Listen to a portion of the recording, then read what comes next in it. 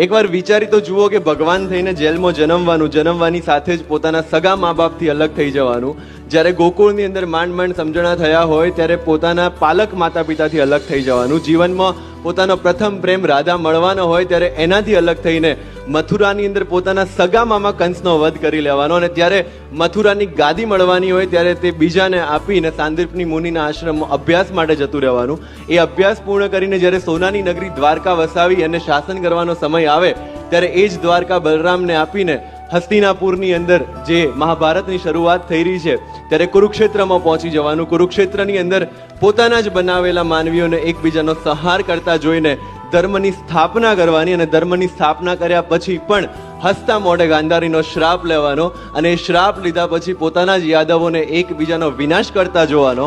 અને છેલ્લે પોતે ભગવાન હોવા છતાં પણ એક પારધીના તીરથી સામાન્ય માણસની જેમ મૃત્યુને પ્રાપ્ત કરવાનો, અને છતાં પણ આપણને જો કૃષ્ણ વિષાદ યોગ ના મળતો હોય તો જ એ જ સફળ છે પુરુષમાંથી પૂર્ણ પુરુષોત્તમ થવા.